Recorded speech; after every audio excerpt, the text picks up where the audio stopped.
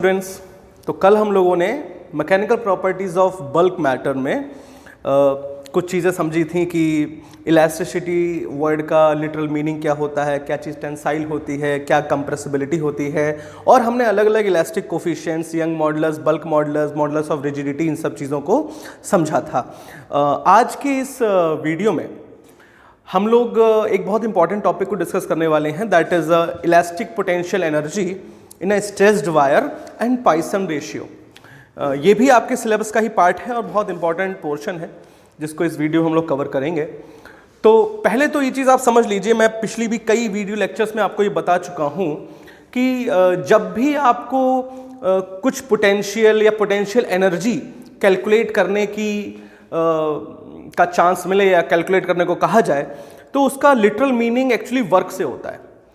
कई बार आपने मेरी वीडियो लेक्चर्स में मैंने खुद ही देखा, ऑब्जर्व किया कि मैं एक स्टेटमेंट अक्सर बोलता हूँ that potential energy is a function of work done. तो अगर आपको पोटेंशियल एनर्जी निकालने को कहा गया है तो बेसिकली आपको वर्क डन कहा गया है ना। अब यहाँ पर हमें एक स्ट्रेच्ड वायर में पोटेंशियल एनर्जी कैलकुलेट करनी है, यानी आपने जिस वायर या कोई ऐसा सॉलिड रॉड हो सकती है, सॉलिड ऐसा मटेरियल हो सकता है जिसको आपने स्ट्रेच्ड किया है, आपने कोई डिफॉर्मिंग फोर्स लगा के उसकी लेंथ में चेंज करने की कोशिश की है, उस लेंथ में चेंज करने की वजह से उसमें जो स्ट्रेच क्रिएट हुआ है, जो खिंचाव क्रिएट हुआ है, उस खिंचाव को परफॉर्म करने में आपने कुछ वर्क किया होगा, है ना। So that work is always stored in a form of potential energy, और वही पोटेंशियल एनर्जी हमको इसमें कैलकुलेट करनी है।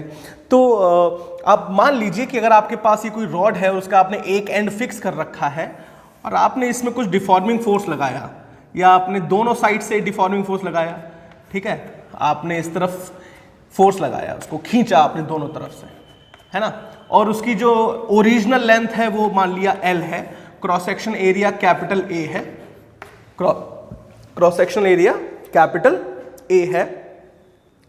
तो उस केस में अगर ये खिंच के कुछ इस लेंथ तक पहुंच जाती है और जो न्यू लेंथ है वो L प्लस L हो जाती है ना, तो ये जो स्मॉल l है ये इलोंगेशन है इसका, है ना। अगर हमें फ्रैक्शनल इलोंगेशन निकालना हो तो हम change in length upon original length कर लेते हैं और इस तरह हम निकाल सकते हैं, जिसको दूसरे वर्ड्स में हम लोग स्ट्रेन भी कहते हैं। अगर परसेंट में चेंज करना हो तो 100 से मल्टीप्लाई भी कर देते हैं। ये सब चीज़ें हम लोगों ने पिछले वीडियो लेक्चर में पढ़ा है। तो जो यंग मॉडुलस होगा इस रॉड का, उसकी वैल्यू क्या होगी वो हम लोगों ने पढ़ा है, that is force upon area times L by L। तो आप मल्टीप्लाई कर लीजिए, that is L Y by L equals to force upon area. तो इस तरह आपको फोर्स की वैल्यू मिल जाएगी, that is YAL upon L, equation 1। ये आपको फोर्स की वैल्यू मिल गई, है ना। अच्छा, अब मान लीजिए इसको स्ट्रेच करते समय किसी पॉइंट पर अगर हम छोटा सा चेंज DL एज्यूम कर लें, तो इस DL चेंज को करने के लिए आपको जो वर्क डन एग्जीक्यूट करना होगा, that work done is force times displacement, that is DL। Okay, for calculating the whole work done you have to integrate this equation, so let's integrate this equation. And for what limit, basically 0 to L, हमारा जो total elongation है वो कितना है L, so 0 to L के लिए आप इसको इंटीग्रेट कर दीजिए, वैल्यू लगाइए फोर्स की, very easy, YAL by L DL integration from 0 to L। So basically Young modulus of a rod, अब ये लोहे की अगर है तो भी लोहे का यंग मॉडुलस एक कांस्टेंट क्वांटिटी है, कॉपर है, गोल्ड है, कुछ भी रॉड हो सकती है, कोई भी वायर हो सकता है, so that is a constant quantity. Area of a rod और a wire which is essentially a constant quantity over here, so that is a constant, and original length is a constant quantity. So basically this function can be taken outside from the integral and it will become YA by L। आप इसको integrate कर लीजिए, so after integration it will be YA by L square by 2। अब limit 0 to L लगा लीजिए, L तो यहाँ है ही, upper limit minus lower limit करेंगे, so basically you get the relation that work done equals to half YA by L times L square. तो ये इस टाइप का आपका एक रिलेशन आ जाएगा। अब इस रिलेशन में क्या है कि अगर आप y ए एल और ए एल को अलग से लिखें इस तरह, भाई एल स्क्वायर आप इसे ब्रेक करके लिख सकते हैं, कोई प्रॉब्लम नहीं है। तो ये चीज फोर्स के ही इक्विवेलेंट है, ये चीज तो फोर्स के इक्विवेलेंट है ना। So work done basically which is known as elastic potential energy stored in a wire is equals to half times F into L। अब ये F क्या है? That is deforming force or simply you can say force, and L is elongation।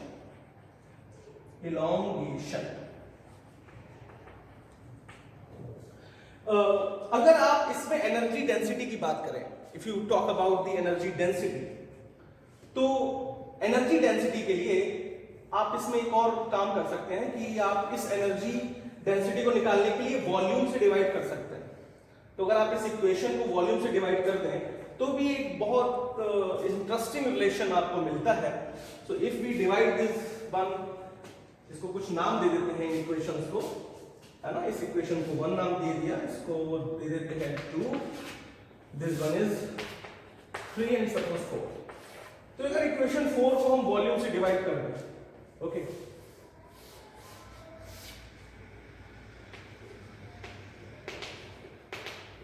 Dividing equation 4 by volume, तो जो हमें value मिलेगी वो basically energy density की होगी। So energy density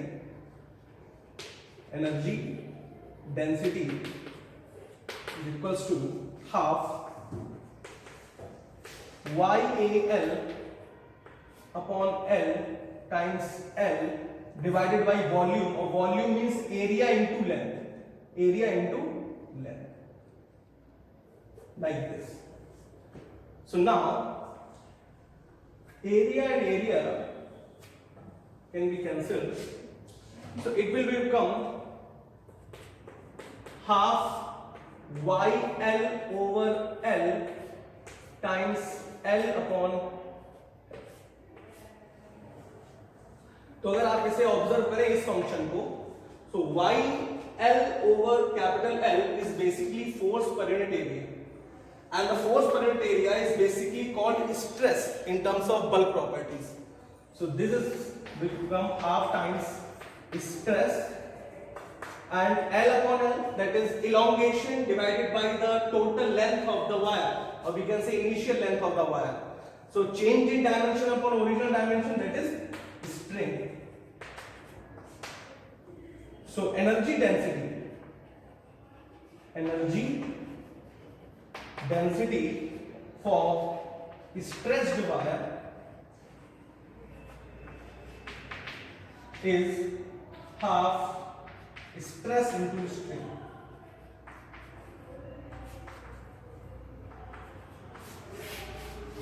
So this is all about the elastic potential energy stored in a stretched wire. One more very interesting thing I want to quote over here, कि अगर हम इसमें एक calculation करें, एक छोटी सी कैलकुलेशन करें, एक बहुत फेमस क्वेश्चन है that which material is more elastic, rubber और स्टील। सो अगर आप प्रैक्टिकली देखें या एक नॉर्मल एक ले मैन के अकॉर्डिंग देखें तो ऑफ कोर्स आई थिंक 80-85% लोग कहेंगे कि हाँ रबर ज्यादा इलास्टिक है, क्योंकि रबर ज्यादा इलास्टिक दिखती है, क्योंकि इलास्टिक शब्द से अर्थ हम लोग उस चीज से लगाते हैं जो खींचने वाली होती है। But steel is more elastic than rubber, and that can be proof by mathematical expression also. Okay, so in this video we are going to do that also, तो उसको देखते हैं, आप तब तक इसको नोट भी कर सकते हैं। चलिए, तो अगर स्टील और रबर हम दोनों की रॉड्स ले, है ना, हम एक काम करते हैं, एक तरफ लिख लेते हैं स्टील और एक तरफ लिख लेते हैं रबर। तो आप इस तरफ अगर मान लीजिए हम एक रॉड ले लें, ऊपर फिक्स्ड एज से इसको जोड़ दें, इस तरह ये एक स्टील रॉड है ना, और ये है हमारी रबर रॉड। थोड़ी शायद अनइक्वल है, इक्वल कर लेते हैं। चलिए, तो ये स्टील की रॉड है, ये रबर की रॉड है, दोनों ही रॉड्स की लेंथ इक्वल है, सेम है, दैट इज एल। दोनों ही रॉड्स का क्रॉस सेक्शन एरिया भी सेम है, दैट इज ए, है ना। और दोनों ही रॉड्स पर हम सेम डिफॉर्मिंग फोर्स या सेम टेंसाइल फोर्स अप्लाई करते हैं नीचे की तरफ, डाउनवर्ड एफ, दोनों ही रॉड्स में।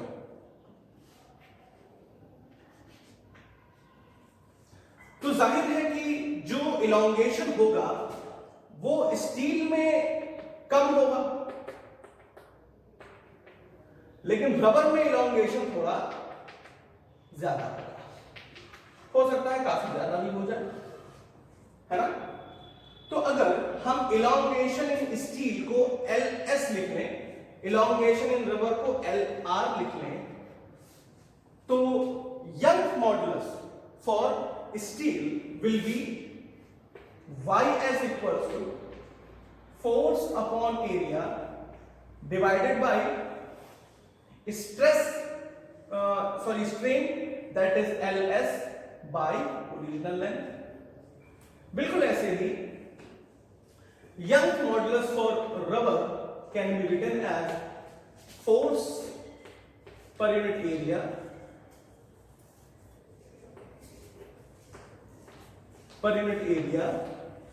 divided by elongation in rubber LR by original length L। अब थोड़ा इसको अगर इक्वेशन 1 दे दें, इसको इक्वेशन 2 दे दें, तो आप दोनों इक्वेशन को डिवाइड कर दीजिए, है ना। या थोड़ा और इन्हें सिंप्लीफाई भी कर सकते हैं, that is YS equals to F by A LS into L। ऐसे ही R हो जाएगा FL by A LR। Divide कर दीजिए, दोनों इक्वेशंस को डिवाइड कर दीजिए। सो जो चीजें सेम है वो तो कैंसिल हो ही जाएंगी, और जो आपको रिजल्ट मिलेगा that is Young's modulus of steel divided by Young's modulus of rubber is equals to LR elongation in rubber by elongation in steel। ये कुछ रिलेशन आपको इस तरह का मिल जाएगा। अब इस रिलेशन को अगर आप ध्यान से देखें, YS equals to elongation in rubber upon elongation in steel times Young's modulus of rubber। आप अगर इस रिलेशन को बहुत ध्यान से देखें तो जो रबर में इलोंगेशन है, that elongation is always greater than the elongation as compared to steel. The value of LR is always greater than value of LS। Okay, since LR is always greater than value of LS, जिस वजह से होगा क्या, ये value हमेशा 1 से greater होगी, ये वैल्यू हमेशा 1 से ग्रेटर होगी, which means LR by LS is always greater than 1, which means Young's modulus of steel is always greater than Young's modulus of rubber। तो जो इलास्टिसिटी है या which material is more elastic, इस चीज को जब हम बात कहते हैं या बात करते हैं तो हमें बात करनी होती है उनके मॉडुलस की, कि किस मटेरियल का मॉडुलस कितना बड़ा है, कितना ग्रेटर है, उसमें क्या डिफरेंस है, किस तरह से चेंज किया जा सकता है। So if we compare to steel and rubber, so mathematically it can be prove that steel is more elastic than rubber. तो ये एक पार्ट इसी चैप्टर का है जो कि आई होप अब आप समझ ही गए होंगे। इसके बाद भी एक और बहुत इंपॉर्टेंट क्वेश्चन है, एक बहुत इंपॉर्टेंट टॉपिक है जो शायद अभी यहीं पे मैं बता सकता हूं, छोटा सा ही है, that is Poisson ratio. Poisson ratio, इसे सिग्मा से रिप्रेजेंट किया जाता है। ये रेशियो बेसिकली लॉन्गिट्यूडनल स्ट्रेन और लैटरल स्ट्रेन का होता है ना। There was a relation that lateral strain is always directly proportional to the longitudinal strain. Okay, lateral strain जिसको हम बीटा से रिप्रेजेंट करते हैं, lateral strain which is directly proportional to the longitudinal strain alpha, ऐसा लिख सकते हैं। Alpha. Okay, longitudinal strain, longitudinal strain. तो अगर आप इनको थोड़ा मैनिपुलेट करें, प्रोपोर्शनलिटी का साइन हटाएं तो एक कांस्टेंट आता है और उसको हम पाइसन रेशियो से लिखते हैं, that is sigma equals to lateral strain upon longitudinal strain.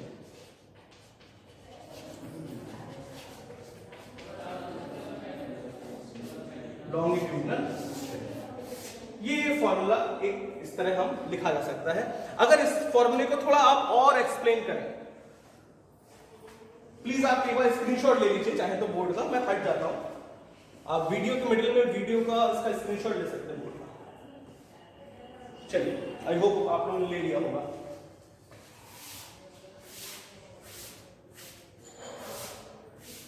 इसको अगर थोड़ा और हम सिंप्लीफाई करें, भाई लेटरल स्ट्रेन है क्या? लेटरल स्ट्रेन है चौड़ाई में होने वाला चेंज, है ना, change in breadth upon original breadth, so that is d by d लिख सकते हैं, है ना, और लॉन्गिट्यूडल यानी l बाई l लिख सकते हैं, change in length upon original length. So Poisson ratio sigma is d by d divided by l by l, so that is sigma equals to d by d times l over l। तो ये इस तरह भी लिखा जा सकता है, जहां ये ध्यान रखिएगा d is the change in breadth, original,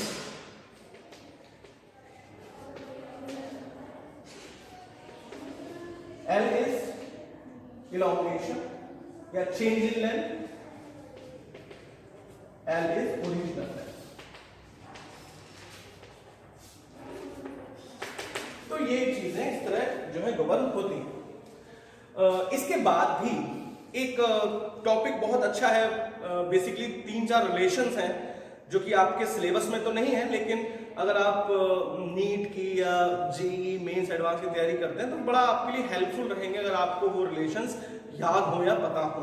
सो वो है relation between elastic constants. Okay, so आप इसका भी स्क्रीनशॉट ले लीजिए ताकि हम उस पार्ट को भी आपको नोट डाउन करवा दें।